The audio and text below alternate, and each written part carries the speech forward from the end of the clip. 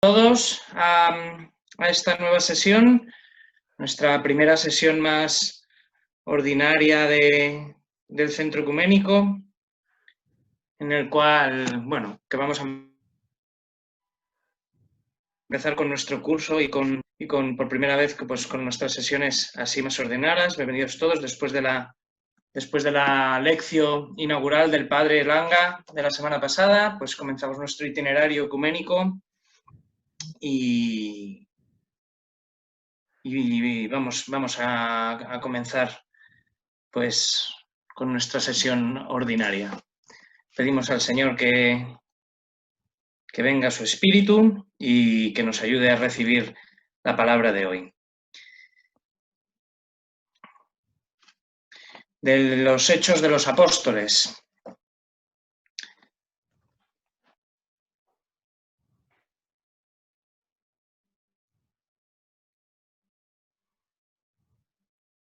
Mientras caminaba, cuando ya estaba cerca del Damasco, de repente una luz celestial lo envolvió con su resplandor, cayó a tierra y oyó una voz que le decía: «Saulo, Saulo, ¿por qué me persigues?».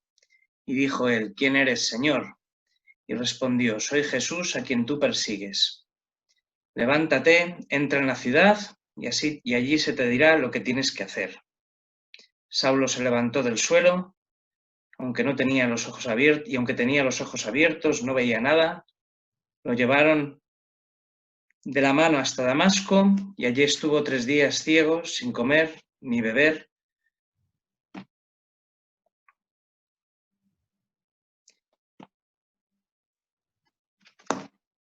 Palabra de Dios.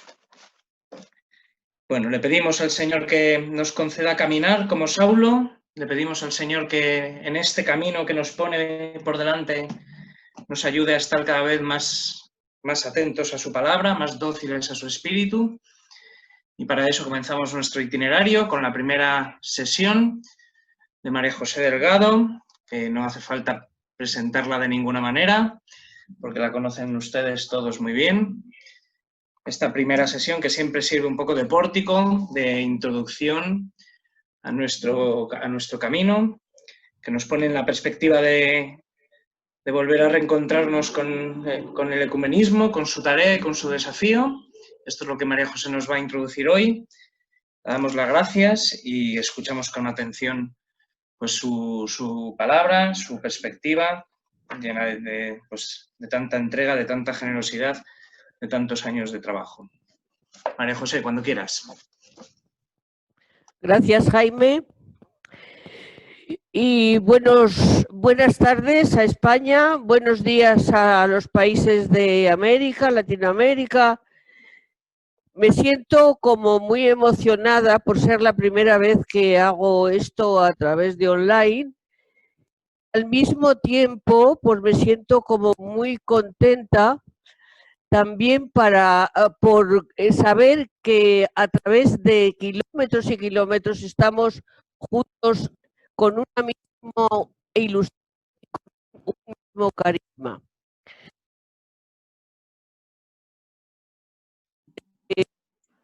Sí, te ves. He estado la pregunta es, ¿cómo transmitir mejor mi propio carisma? Esto me ha llevado a hacer la charlita pues con mucho cariño, con mucha entrega y con muchas ganas de que entendamos entre nosotros, entre los cristianos, todos los cristianos, el significado tan profundo y la exigencia tan grande y tan urgente de lo que entendemos por ecumenismo. El curso pasado yo empecé esta charla contando cuándo nació el ecumenismo, en este momento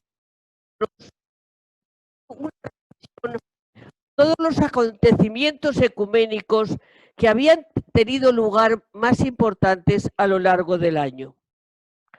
Este año me pareció, o me parece interesante cogerlo desde otro manantial, desde otras aguas, desde otro aspecto, que puede ser muy interesante para comprender al Espíritu Santo que dirige a la Iglesia y está siempre presente en la historia para hacer surgir el carisma o la vocación específica que la Iglesia necesita en cada momento. Quizás sea una osadía por mi parte, pero siento que puede quedar claro hablar de lo que es el ecumenismo a través del carisma de las misioneras de la unidad, que aparecen precisamente en este momento histórico de la Iglesia.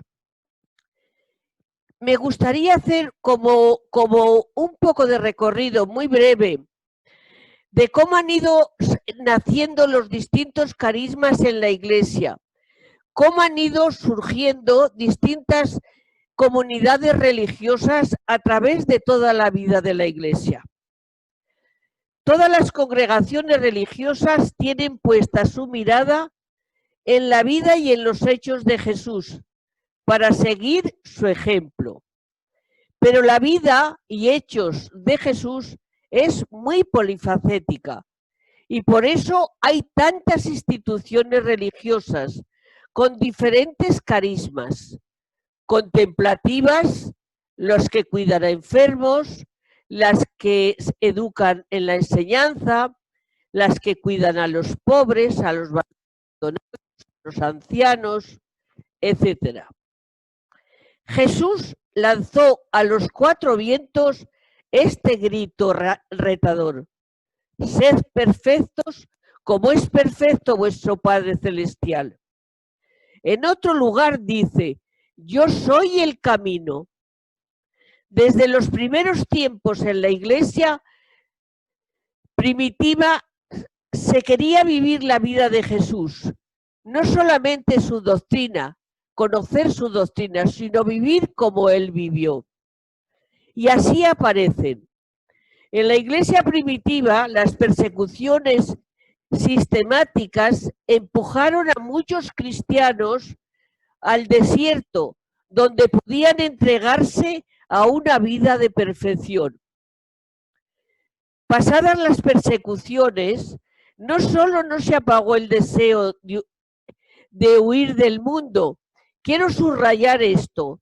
Las primeras comunidades cristianas que aparecen en los desiertos, Egipto y todas estas partes por ahí, es huir del mundo, apartarse del mundo.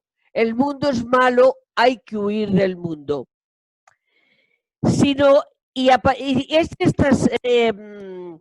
Estas comunidades no solamente continuaron después de las persecuciones, sino que aumentó, puesto que la época floreciente apareció también el anacronismo, que es posterior a las persecuciones. Damos un salto muy grande y pasamos a la Edad Media.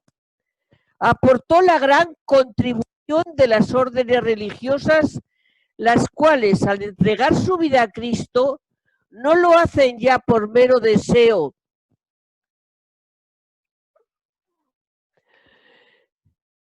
de seguir una vida de perfección, sino para remediar algunas de las necesidades urgentes de la Iglesia de su tiempo.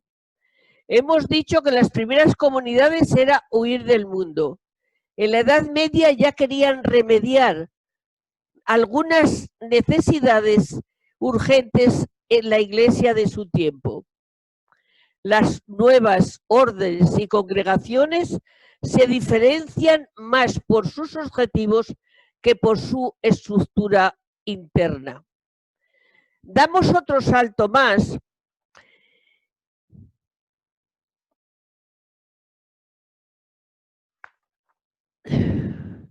y nos metemos en el siglo XIX.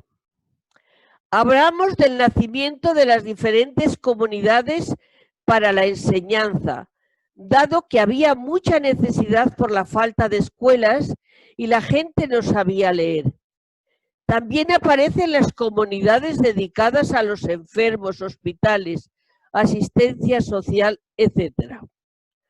En el siglo XX, viviendo las dos guerras mundiales y minado por los cánceres del comunismo y del nazismo, atacado de indiferentismo, agnosticismo, ateísmo, hedonismo, materialismo y paralizado por la lucha entre confesiones cristianas, la Iglesia, conforme al principio de que las necesidades crean los órganos, pone en marcha, bajo la acción del Espíritu Santo, una gozosa floración de comunidades de vida consagrada, acomodadas a las múltiples y variadas necesidades del momento presente. Aquí damos un gran salto en el siglo XX, no solamente remediar algunas necesidades, sino a las múltiples y variadas necesidades del momento presente. Una de las cuales, y la más urgente, es la promoción de la unidad de los cristianos. Es el Papa Juan Pablo II quien en su viaje a los países nórdicos dijo: el ecumenismo es la gracia de Dios a su Iglesia en los últimos tiempos. La gran gracia de Dios a su Iglesia en los tiempos presentes, que responde a la necesidad que la Iglesia de Dios siente en el momento actual, que es el ecumenismo. No me resisto de leer un texto que siempre ha sido algo gratificante y algo valioso, de un místico ruso, Vladimir Soloviev, que decía en el siglo XX, cuando las guerras mundiales: quizá el siglo XX hubiese sido distinto si las naciones europeas hubieran compartido un mismo credo. Pero a finales del XIX, la fragmentación de la cristiandad en una pluralidad de iglesias nacionales ahondó en las heridas sociopolíticas que sumieron al mundo en tinieblas. En este contexto, el ortodoxo ruso Vladimir apuntó hacia la unidad con Roma para lograr la unidad del género humano. Su voz profética sigue siendo hoy un reto. Aunque al principio no abandonó la ortodoxia, porque él era ortodoxo, su lucha por la unidad le llevó a cuestionar las razones del cisma con Roma. ¿Por qué la Iglesia ortodoxa y la Iglesia católica estaban divididas? Y se pasó más tarde a la Iglesia de Roma. Lo hizo de tal modo que fue apoderado como el Newman ortodoxo. Así como tenemos el Newman anglicano, a Vladimir se le considera el Newman ortodoxo. Me parece muy significativo que a finales del XIX y a principios del XX, en nuestras guerras mundiales hubiera una voz profética que levantó su voz y habló la necesidad de que los cristianos viviéramos en una misma iglesia. Y no fue uno cualquiera, fue un místico ortodoxo ruso. Hemos dicho que la vida de Jesucristo es polifacética, pero entre los muchos matices en la misión de Jesús, cabe destacar el de la preocupación por la unidad. Bien podemos describirla como su opción fundamental, como el epicentro de su vocación. Así lo da a entender San Juan cuando afirma que vino al mundo para congregar en uno a los hijos de Dios que estaban dispersos. Por eso Cristo es el gran apóstol de la unidad, el misionero de la unidad. Así lo apuntó en la referencia que hizo a su muerte en cruz. Y cuando yo fuere levantado de la tierra, atraeré todos hacia mí. Jesús habla muchas veces en el Evangelio de la unidad, pero donde lo hace con más fuerza, con más vigor, con mayor patetismo, es la noche de la última cena, en el discurso de despedida llamado la oración sacerdotal de Jesús, y que nuestro querido fundador, don Julián García Hernando, le gustaba más el de la Carta Magna de la Unidad Cristiana, porque en ella hay una frase que se repite entre todas las frases, un pensamiento que emerge entre todos, una idea que se sobrepone a todas las ideas, y es la idea de la unidad.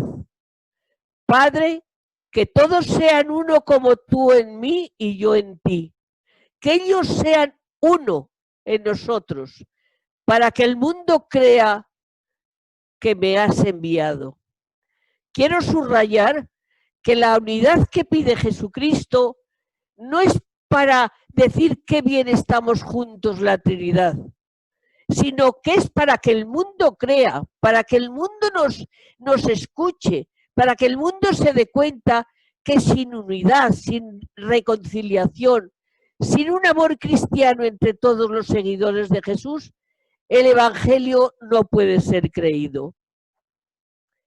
Después de Jesucristo, nadie ha sentido tan vivamente esta comezón por la necesidad de la unidad como San Pablo, escribiendo a los Efesios: solo hay un cuerpo, un espíritu, como también habéis sido llamados con una misma esperanza, la de vuestra vocación.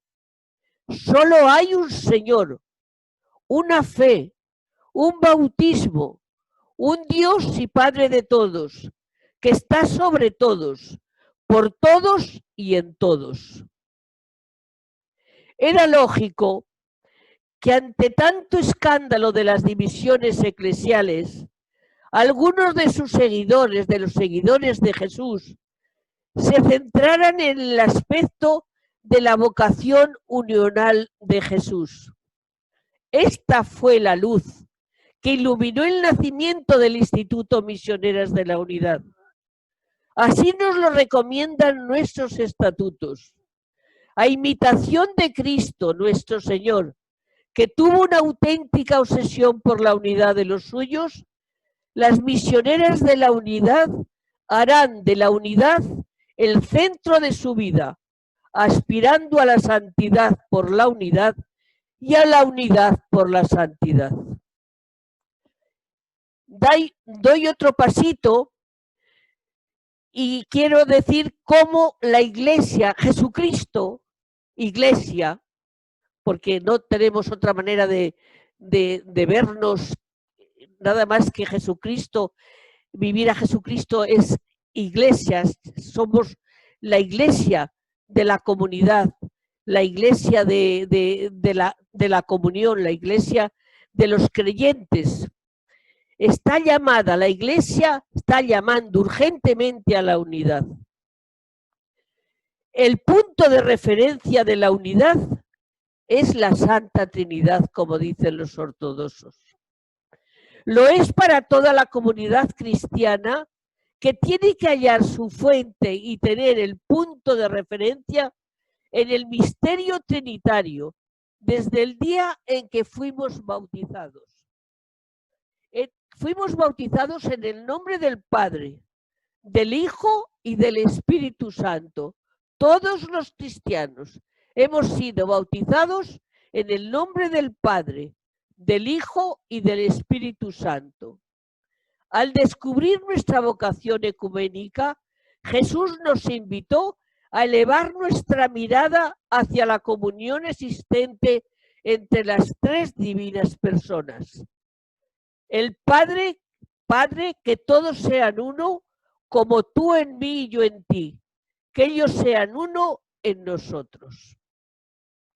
Aquí está la fuente, aquí está el manantial, aquí está el origen, aquí está la aspiración de nuestra vocación ecuménica. La tenemos en Dios, que es comunión interpersonal. Dios es la suprema comunión y la máxima coinonía. Toda la comunidad cristiana nace de la iniciativa de Dios, cuya esencia es darse, es comunicarse. La comunidad cristiana está basada en el amor, tiene una dimensión trinitaria. Hay un libro de Leonardo Boff que lleva por título La Santísima Trinidad es la mejor comunidad. El misterio trinitario es el punto de mira que Jesús nos señaló, el modelo al que dijo que miráramos, al espejo en el que debíamos contemplarnos. La comunión nos ha sido dada, no la hemos inventado nosotros. La unidad hay que descubrirla porque ya existe en la Trinidad. Hemos sido convocados por el Señor. Sentimos que van dirigidas a nosotras las palabras de Jesús a sus discípulos. No sois vosotros los que me habéis elegido a mí, sino yo a vosotros. No olvidemos que los demás miembros de la comunidad han recibido la misma llamada, salida de la voluntad del mismo que nos convoca a una misma misión. Hemos dicho que el mundo, Padre, que sean uno para que el mundo crea. Aquí está la misión. Aquí estamos los cristianos misionando unidad, reconciliación, comunión. Las misioneras de la unidad tenemos una misión bien concreta y claramente definida. Trabajar por la unidad de todos los cristianos, sin cuyo logro la Iglesia no podrá manifestar la plenitud de su catolicidad. La Iglesia en el decreto de ecumenismo nos dice, antes de ofrecerse, antes, que nos quedamos con la palabra antes de ofrecernos así mismo como víctima inmaculada en el altar de la cruz, Jesús rogó al Padre por los creyentes diciendo que todos sean uno e instituyó en su Iglesia el sacramento de la Eucaristía. Me gustaría decir algo de la Eucaristía.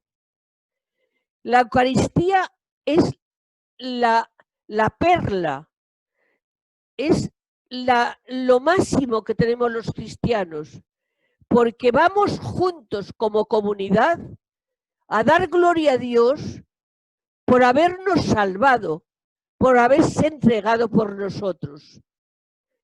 La Eucaristía, como sabemos, es acción de gracias, y a eso vamos a la Eucaristía. Pero la acción de gracias no la hacemos individualmente. Tenemos que ir a la Eucaristía como comunidad, como pueblo, como hermanos. La Eucaristía es algo que nos convoca para alabar, glorificar y dar gracias a Dios por nuestra salvación. Quiero que desde hoy no vayamos a la Eucaristía individualmente, que vayamos a la Eucaristía como comunidad, como pueblo, como hijos elegidos para seguir extendiendo el reino y la Iglesia de Dios.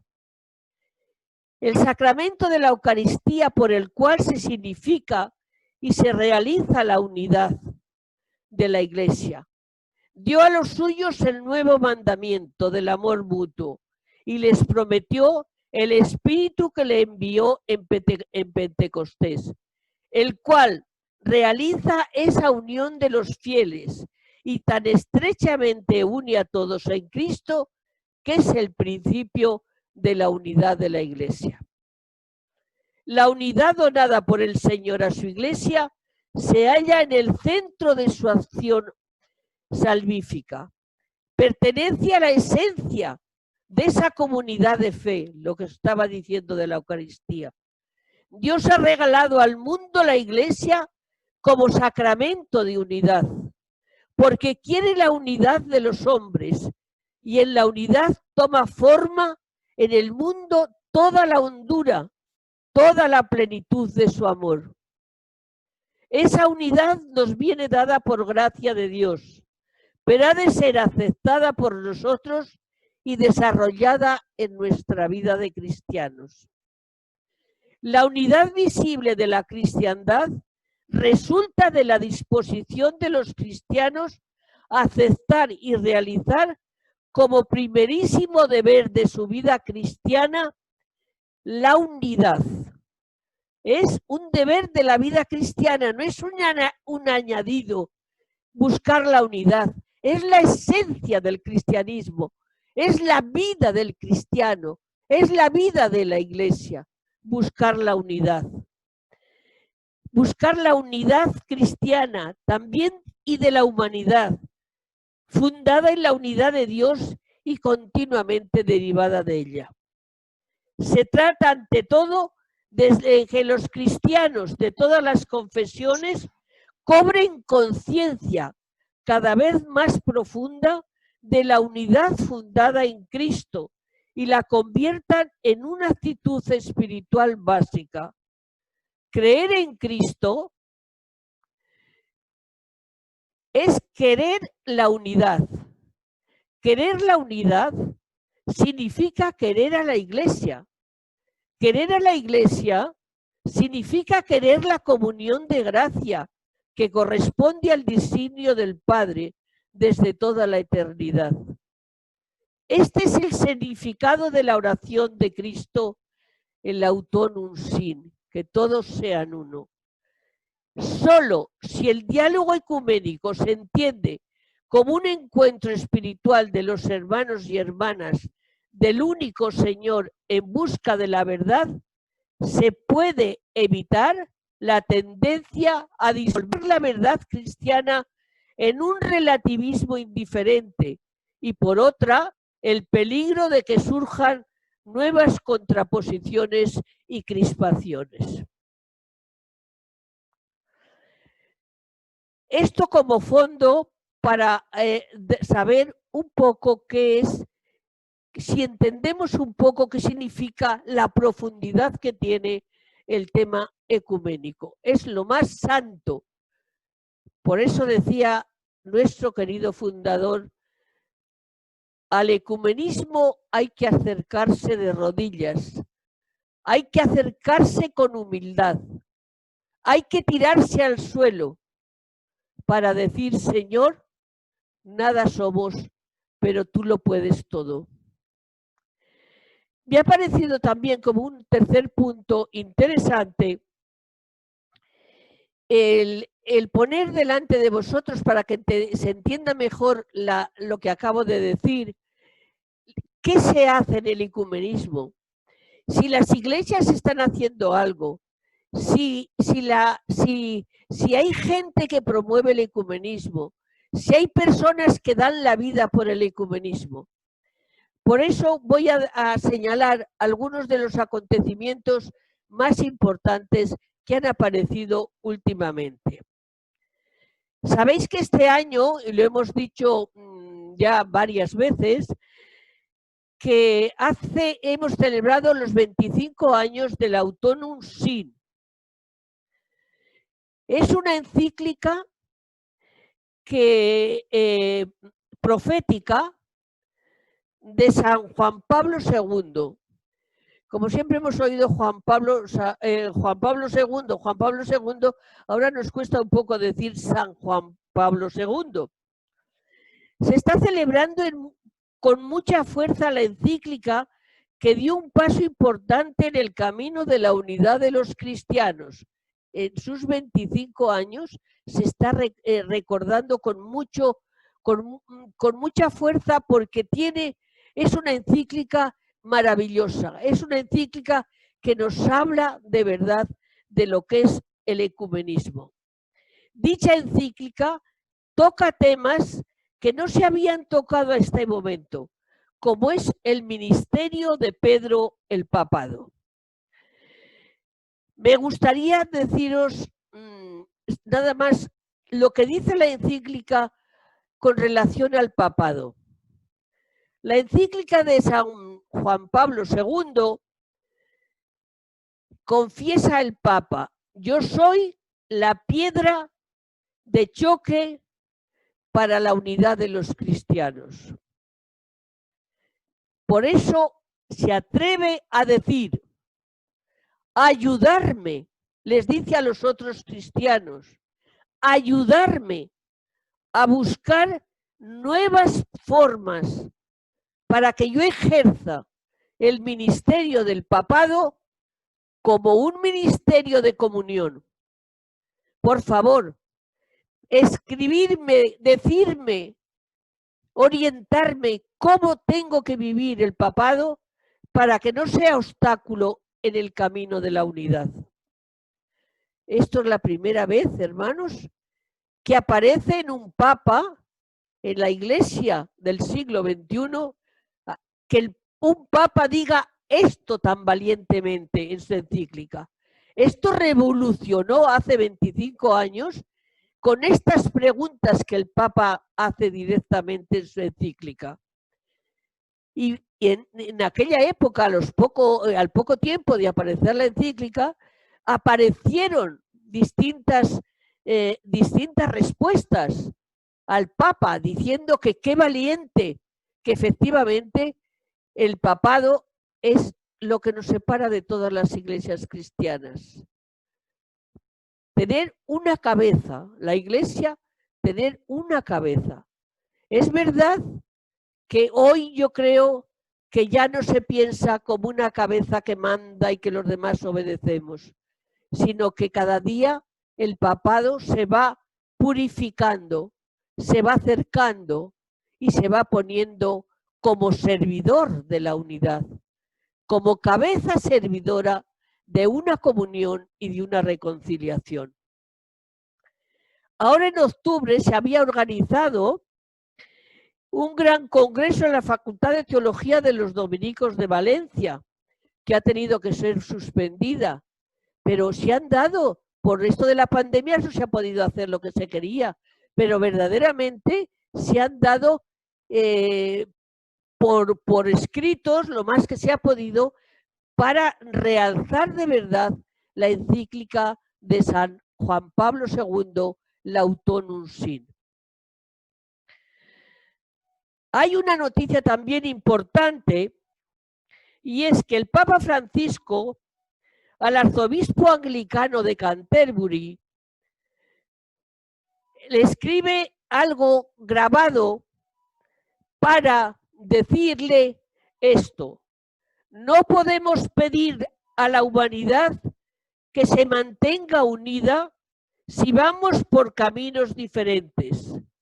Solo caminando juntos llegaremos lejos. El Papa grabó un vídeo mensaje para ser transmitido como parte del servicio litúrgico de Pentecostés al arzobispo de Canterbury. Recordemos que Pentecostés es tradicionalmente un tiempo de oración por la unidad de los cristianos. El arzobispo de Canterbury afirmó: quisiera que como los cristianos fuésemos todavía más y más unidos, testigos de misericordia para la humanidad, duramente probada. Pidamos al Espíritu el don de la unidad, porque solo difundiremos fraternidad si vivimos como hermanos entre nosotros. Una cosa preciosa, que el Papa grabe un mensaje para que lo pongan en el mundo anglicano al arzobispo de Canterbury, es algo impresionante desde el punto de vista ecuménico. Quisiera también recordaros que el Consejo Ecuménico de las Iglesias está preparando su 11ª Asamblea Mundial.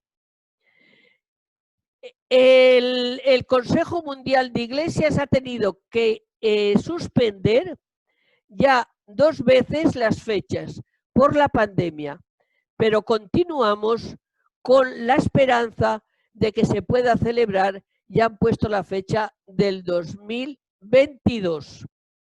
En la actualidad, el secretario general del Consejo Mundial de Iglesias es un miembro de la Iglesia Ortodoxa, una cosa impensable.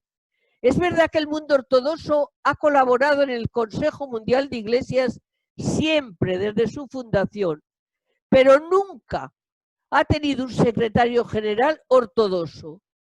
Han sido siempre luteranos, reformados, pero nunca, creo que un anglicano, pero nunca había sido un ortodoxo. Esto a mí me ha llenado de alegría, y es que nuestros hermanos ortodoxos de Madrid conocen a este padre ortodoxo.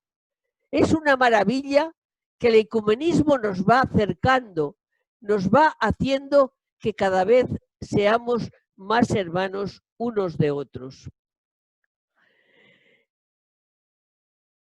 Una gran noticia. Esta sí que es estremecedora también, como el Autónum Sin. Como un gesto sin precedentes para la unidad, el Vaticano se plantea medio milenio después renovar la excomunión a Lutero. El 3 de enero de 1521, León X excomulga a Martín Lutero mediante la bula Decet Romanum Pontificem, un texto al que el agustino alemán respondía tildando al Papa del Anticristo. Un colectivo de teólogos y teólogas ecuménicos de Altenberg, en Alemania, el día de Pentecostés se han dirigido a Roma y a la Federación Luterana Mundial para pedir una declaración formal que acabe con los 500 años de mutuas condenas e incomprensiones. Tal decisión supondría un gesto histórico para el ecumenismo y un aldabonazo a las conciencias de los creyentes de todo el mundo. Revocar la excomunión a Lutero, un paso adelante fundamental en el ecumenismo.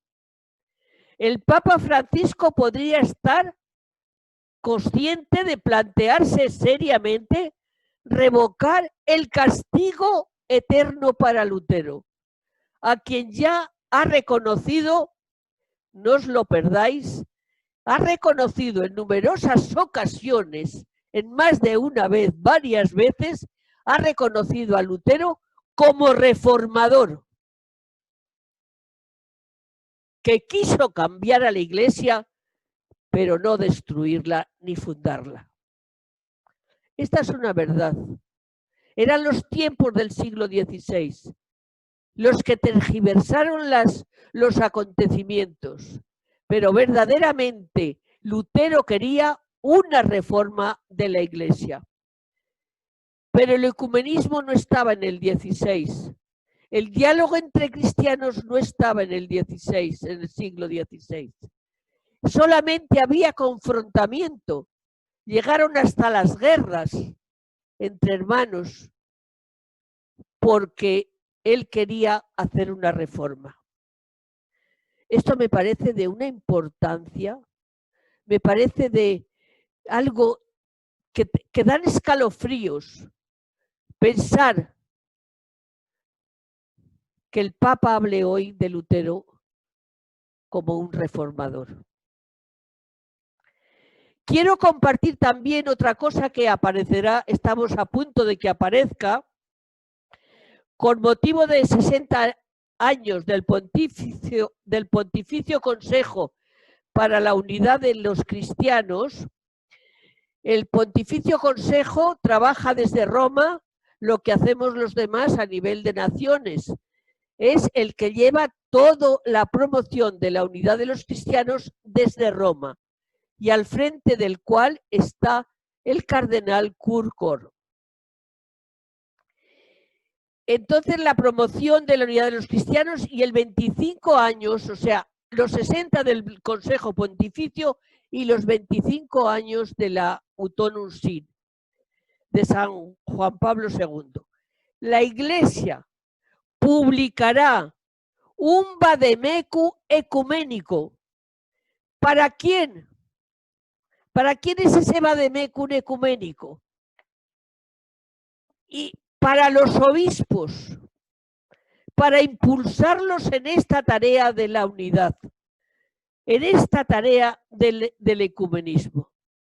El Papa Francisco ha enviado una carta al cardenal Kurkor, presidente del Consejo Pontificio para la Unidad de los Cristianos, subrayando que la unidad de los cristianos es un objetivo irrenunciable, aunque no es principalmente el resultado de la acción de los hombres, sino que es un don de Dios.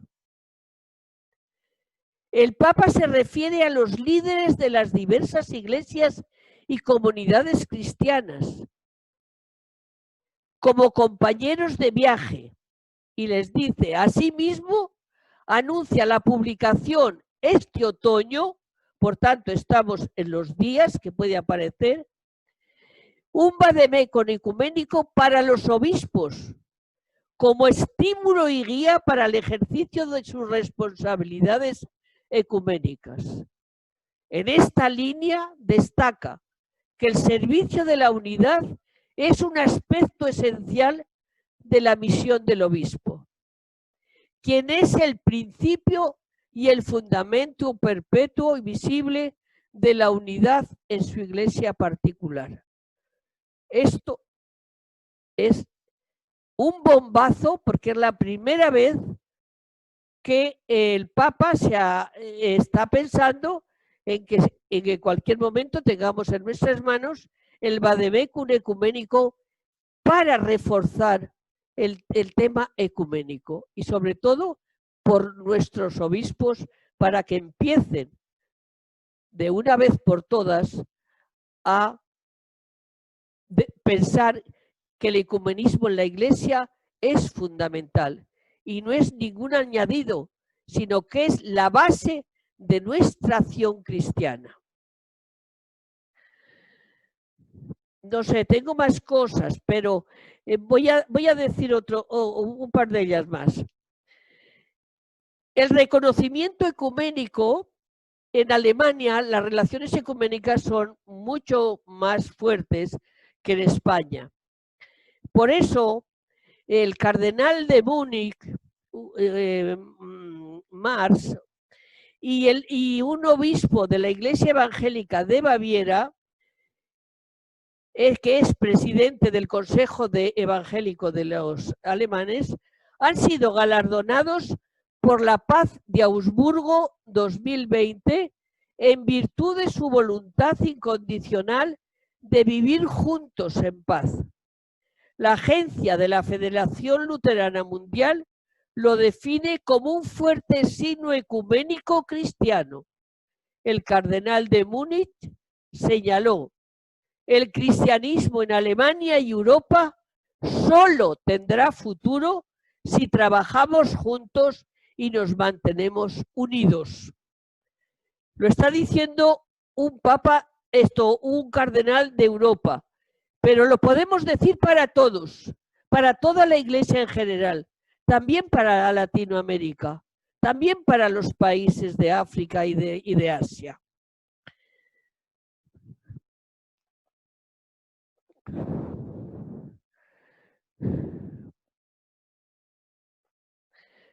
Bueno, también voy a decir esta porque es interesante, porque está en la prensa de nuestros días.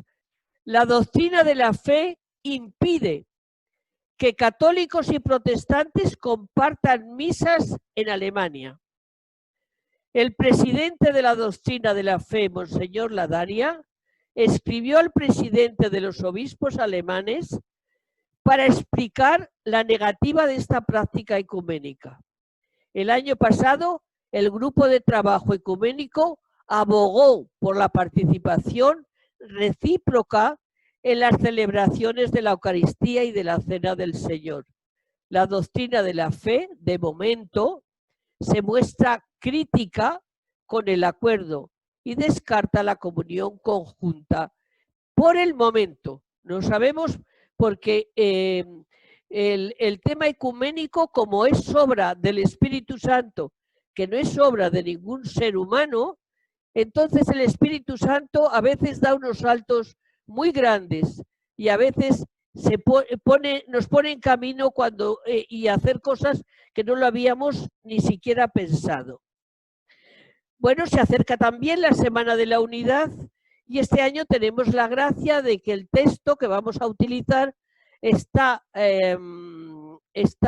escrito y ha sido pensado por nuestras hermanas de Gransan, unas hermanas protestantes que están en Suiza, que nacieron antes que los hermanos de Tessé. Son unas 60 o algo así de religiosas, y esta comunidad las han pedido este año que fueran ellas quienes escribieran todo lo que vamos a celebrar en la Semana de la Unidad. Y termino con el último punto, que no puede ser otro que el de la encíclica del Papa Francisco Fratelli Tutti, también acogida. Que ha conmovido al mundo, no solo cristiano, sino el mundo entero. Son ya muchas las voces que alaban dicha encíclica desde todas las religiones. El imán de Alzar nos comenta que el mensaje de mi hermano Francisco restaura la conciencia de la humanidad.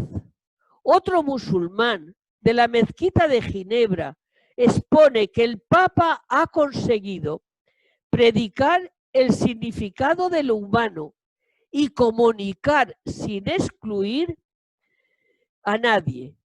Cuando he leído Fratelli Tutti, he sentido que habla de mi ser original.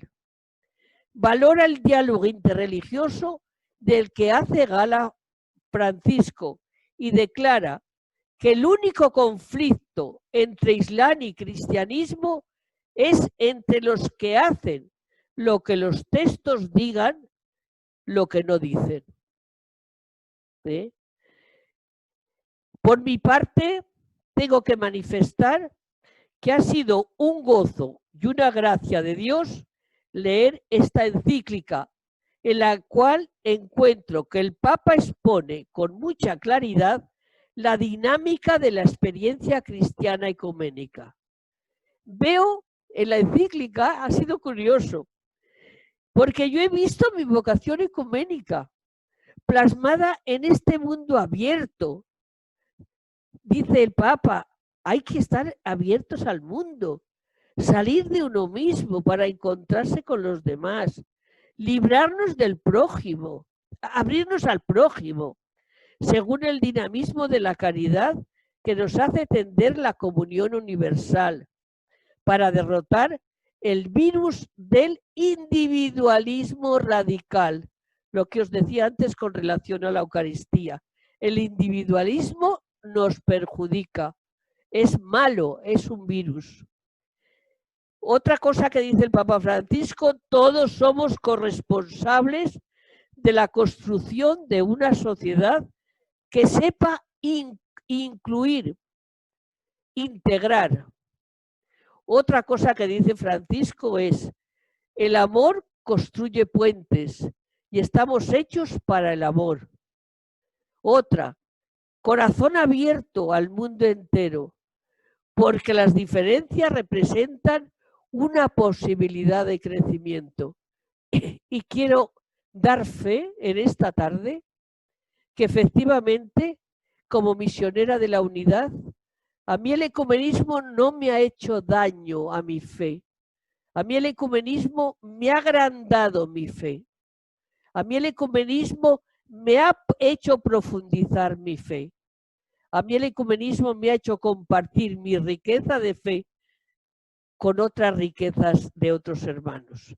Y eso me ha hecho crecer, y me ha hecho crecer en bien. Otra cosa que dice el Papa Francisco en su encíclica: una sociedad de diálogo y amistad. Todos podremos aprender algo y nadie es irreversible. Inservible. Nadie es inservible, no me sonaba. Esto es ecumenismo, pongo yo aquí, puro y duro. O sea, la encíclica en sí, yo me he visto reflejada mi vocación ecuménica. Por tanto, podemos decir que la encíclica entra de lleno, yo pongo aquí un ecumenismo puro y duro. Termino diciendo: la religión es al servicio de la fraternidad en el mundo. Es posible un camino de paz entre las religiones y por ello es necesario garantizar la libertad religiosa, un derecho humano fundamental para todos los creyentes. Todo lo que es humano concierne a la Iglesia. Todo lo que es humano. Fijaros que al principio decía que en las primeras comunidades que se marcharon fuera porque el mundo era malo, después la Edad Media, remediar algunas necesidades, pero llega el siglo XIX y el XX y decimos, el mundo nos pertenece. Por eso, en la encíclica, el Papa dice: todo lo que es humano concierne a la Iglesia, según los principios del Evangelio. Termino con estas hermosas palabras de la encíclica. Soñemos una única humanidad, como caminantes de la misma carne humana, como hijos de esta misma tierra que nos cobija a todos, cada uno con la riqueza de su fe o de sus convicciones, cada uno con su propia voz, todos hermanos. Muchísimas, muchísimas gracias a todos. No sé si hay posibilidad de alguna pregunta. Muchas gracias, María José. Muchas gracias. Muy bien, María José. Bueno, tenemos ahora la oportunidad de hacer preguntas, así que, por favor, si alguien tiene una pregunta que bueno, puede intervenir, pide el turno si quiere a través del icono de la mano o se silencia el micrófono e interviene y hace una pregunta. Luis Hidalgo tiene una pregunta. Cristín, si le puedes... Gracias. ¿Me escuchan, verdad? Sí, muy bien. Perfecto, perfecto. Bueno, una de las cosas que primero felicitar a la expositora. Yo he trabajado muchos años, yo soy de Chile, entre paréntesis, soy chileno. Y estuve trabajando por décadas en otra ciudad donde trabajaba en el ámbito ecuménico. Y tristemente veía, ¿no es cierto?, cómo el clero católico, romano en este caso, no participaba. Los laicos eran los que estaban, ¿no es cierto?, llevando como punta de lanza el ecumenismo. Por eso me llama mucho la atención y favorablemente la atención este vademecum que hace referencia a nuestra hermana. Pero también me preocupa un tema que ella hace referencia y que sé que no tiene respuesta, que es el tema que después de 500 años del cisma, ¿no es cierto?, y estemos luchando por la unidad, todavía no se puede celebrar la Eucaristía aunque sea con luteranos. Eso yo creo que es una herida pendiente. Y la pregunta va aquí, que no estoy la pregunta igual, porque a veces no hay claridad. Cuando hablamos de ecumenismo, cuando hablamos de unidad, ¿de qué tipo de unidad hablamos? Porque muchos dicen, no, todos vamos a quedarnos bajo el alero del sumo pontífice, por decir algo, ¿no es cierto?, lo que tiene más resistencia al ecumenismo. Entonces, ¿qué tipo de unidad es la que queremos buscar en el ecumenismo? Eso es, gracias, muy amable. Muy bien, hermano chileno. Muchas gracias por la intervención. Durante muchos años, yo llevo trabajando en el tema ecuménico pues 40 y tantos años o 50. Y entonces durante muchos años se han dado distintos modelos de unidad. Y han puesto muchísimos ejemplos y se han escrito muchos libros como modelos de unidad. Hoy el modelo de unidad nos va cambiando. El modelo de unidad nos le va dando el camino que vamos recorriendo juntos. El Espíritu Santo, como he dicho, tiene su camino, pero le tenemos que ir descubriendo, le tenemos que ir orando, le tenemos que ir trabajando. Entonces, lo que se pensaba hace unos años, porque pensábamos, venga, toda la teología, confrontar teología, venga, vamos a coger unos textos y hacemos comparaciones de unos y de otros. En el momento presente, desde la Iglesia Católica, eso está un poco parado. No digo que está olvidado, porque hay sus reuniones de teólogos, pero sí que está un poco más en segundo plano. Hoy el Papa nos lleva y nos orienta hacia un camino de encuentro. La cultura del encuentro que habla el Papa. En el encuentro nos vamos a sorprender unos de otros. En el encuentro vamos a ver que si yo he nacido en una familia católica, soy católica. Pero si hubiera nacido en una familia protestante, pues sería protestante. Y lo importante es que tú seas buen protestante y que sigas los caminos de Dios. Y yo que sea católica y siga como católica por los buenos caminos de Dios. Por tanto, hoy no sé si algún ecumenista se atrevería a decir de qué unidad hablamos, de qué unidad buscamos. Lo que sí que estaría dispuesta a decir es que desde luego buscamos una unidad trinitaria, buscamos una unidad cristológica, una teología del espíritu y que somos unos solos en el bautismo, porque he dicho que estamos bautizados en el nombre del Padre, del Hijo y del Espíritu Santo. Yo creo que en el encuentro que está abriendo los caminos el Papa Francisco, creo que no es sospechoso de nada, y yo creo que este camino del encuentro nos puede llevar hacia un camino diferente de la unidad cristiana, porque el Papa habla del poliedro. Antes hablábamos de la esfera. La esfera, decíamos, somos los cristianos como una rueda. Y Cristo está en medio, es el eje.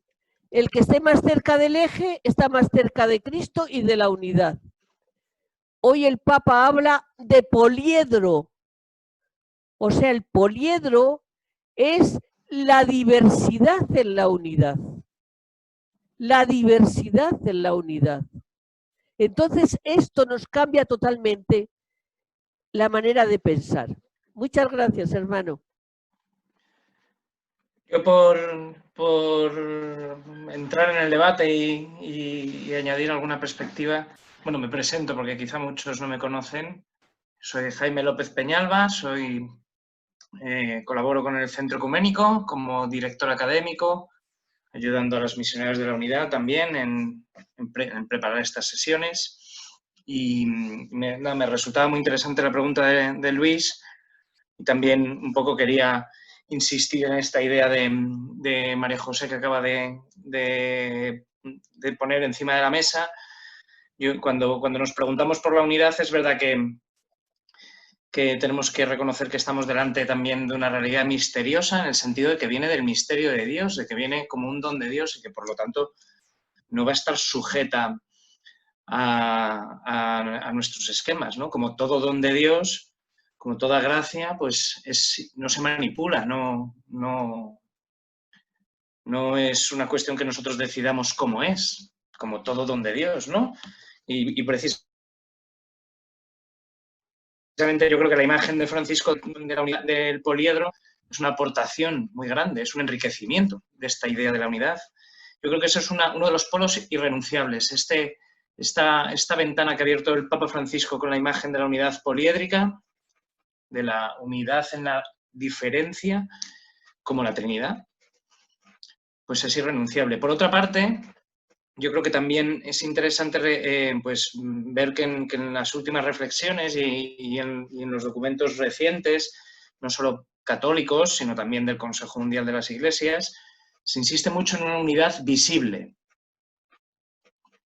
que a mí me parece muy interesante, muy atrevido también, pero muy interesante, porque es como, quizá como una convicción conseguida con el camino hecho, ¿no? Que ha tenido sus pasos adelante, sus pasos hacia atrás, pero es como una convicción de que no podemos conformarnos simplemente con una unión, con una unidad más interior, más sentimental, más cordial, que esa es necesaria, pero que también debemos llegar como a una unidad visible, que no sabemos cómo será, pero que una unidad visible implica, pues eso, encarnar nuestra unidad, hacerla histórica. Y eso es muy osado. A mí me resulta como muy retador esta idea. Y por eso yo creo que es una cuestión crucial la de la Eucaristía a la que tú hacías referencia. Porque si la Eucaristía se entiende como una experiencia aislada, como una experiencia cristiana aislada, pues se reduce a la eclesiología, a la manera de entender la Iglesia, ¿no? Porque es el sacramento de la comunión y edifica la Iglesia. Y este es el problema a la hora de poder celebrar una intercomunión eucarística, que aún hay una reflexión eclesiológica pendiente, porque aunque los luteranos puedan tener una teología sacramental más cercana a la teología católica que otras confesiones, de hecho, lo que hay en juego no es solo la cuestión de la sacramentalidad, sino la cuestión eclesiológica. Y entonces este es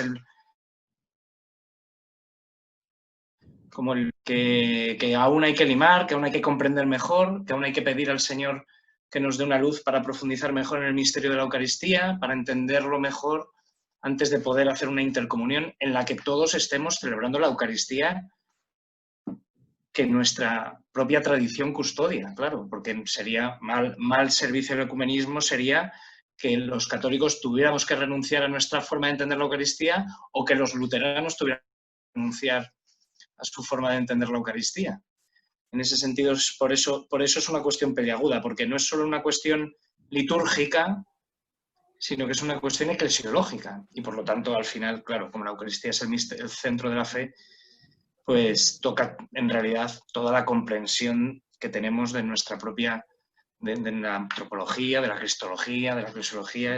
En ese sentido es lo que hay en juego. Yo retengo, a mí me sorprende mucho y retengo como el desafío grande que pone el ecumenismo contemporáneo, que pide una unión visible, una unidad visible, o sea, histórica, encarnada, no solo interior, que sería lo fácil, sentirse unido al otro. Eso está bien. Pero el ecumenismo se confunde. El ecumenismo quiere que pongamos en juego todo lo que somos, también nuestras historias y nuestros recorridos históricos. Y yo creo que eso es lo que está en juego también en muchos de los aspectos que pueden parecer como más controvertidos, ¿no? Que ninguna de las iglesias y comunidades está llamada a renunciar a su historia, sino a integrarla en una comunión. Yo creo que eso es lo que está en juego. Simplemente era un comentario, ¿eh? No quería yo como meterme en más líos.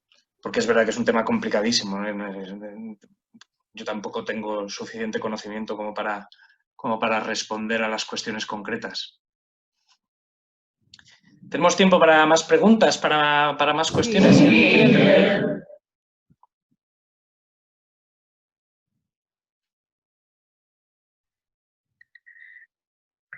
A ver, yo quería preguntar, María José, tú acabas de decir ahora que se quiere anular la bula de excomunión de Lutero.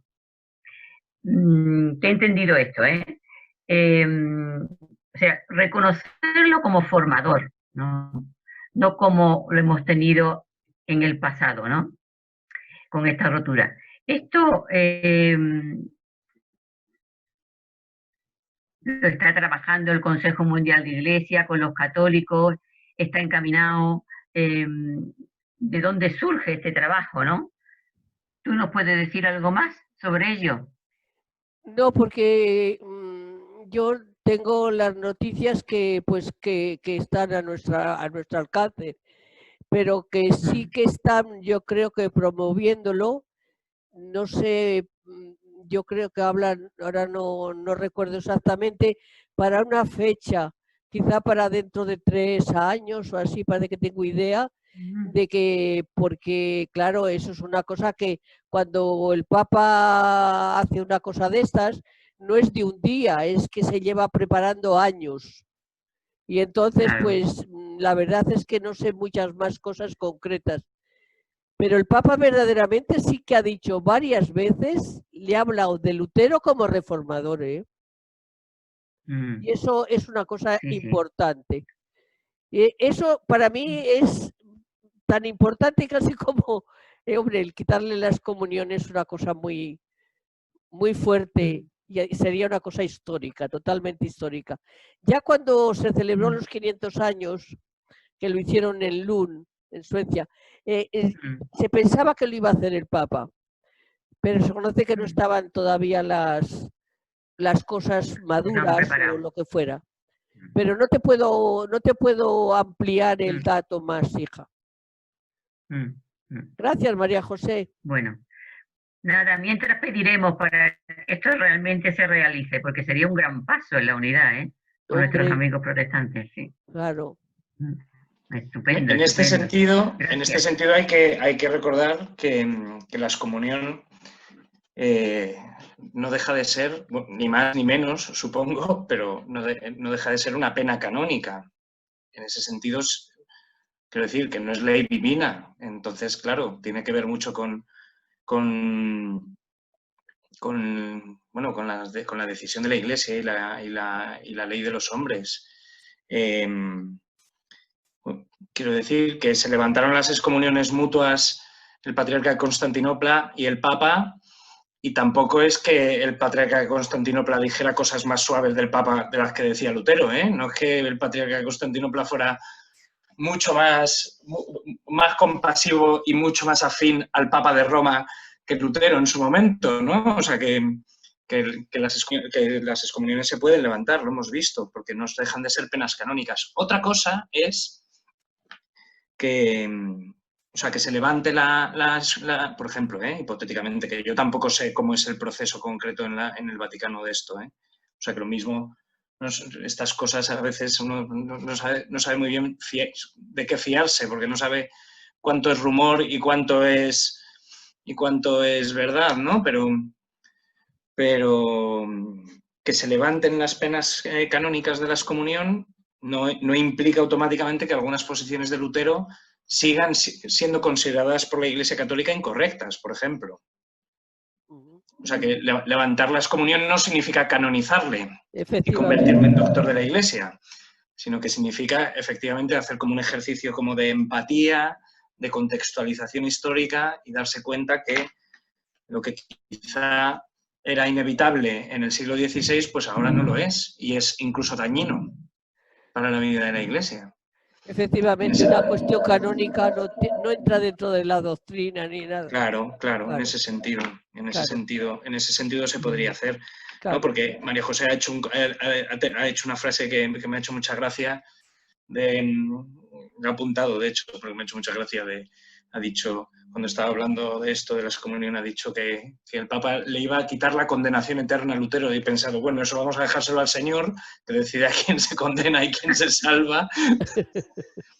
La pena canónica es otra cosa, claro, la excomunión, la pena canónica es otra cosa. O sea, aunque por ejemplo, o sea, por decirlo de alguna manera, aunque se levante la pena canónica de la excomunión, los textos de Lutero contra la Iglesia siguen siendo durísimos, y esos están ahí, negro sobre blanco. La Iglesia nunca puede considerar esos textos como correctos. Claro, por eso los mismos protestantes dicen que Otra Lutero cosa es que se tuvo contextualicen después de cosas tantísima positivas. investigación. Claro, no, que después de tantísima investigación de los últimos años se entienda a Lutero de otra manera, claro, es que eso es evidente. Es que Claro. nosotros no entendemos a Lutero como San Roberto Bellarmino lo entendió.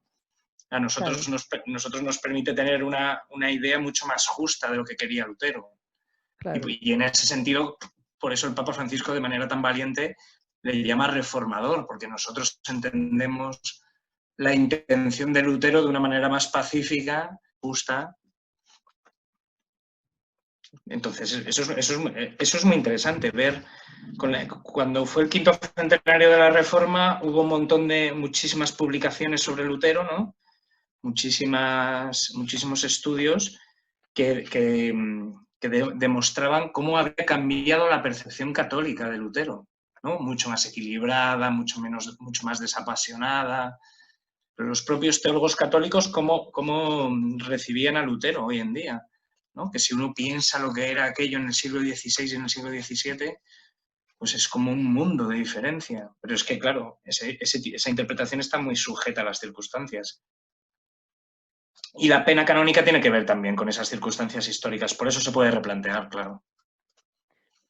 Claro, los mismos protestantes ven en Lutero pues cosas positivas y cosas negativas. O sea que eso no va a quitar el estudiar a Lutero o lo que sea con relación a Lutero, el quitarle lo bueno no se lo vamos a quitar, y las cosas que no estuvo acertado, pues tampoco se las vamos a quitar. O sea que eso no quita para una cosa para otra. Bueno, pues si no hay más preguntas, terminamos.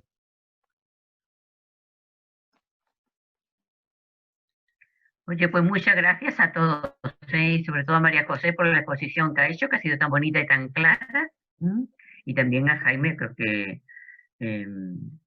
bueno, con esta cuestión hemos aclarado también algún punto más, ¿no?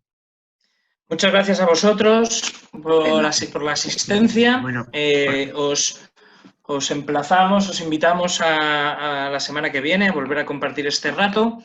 Ya os anuncio que el tríptico, el programa que os enviamos tiene un pequeño fallo, porque la semana que viene estaba previsto que el ponente fuera Manuel González Muñán, pero finalmente él no va a poder estar con nosotros.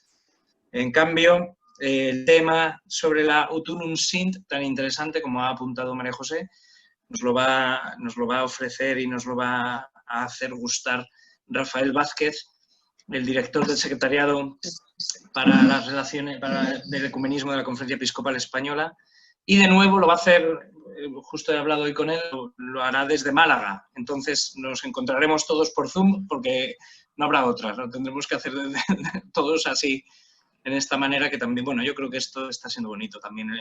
Esta modalidad virtual nos está permitiendo vivir algo nuevo que yo creo que también está siendo bonito y está siendo muy favorable. La semana que viene, si Dios quiere, nos vemos. Que paséis buena semana, unidos en la oración y en la comunión que el Señor nos regala. Que el Señor os bendiga. gracias. Muchas gracias, María José. Gracias. Muchas gracias.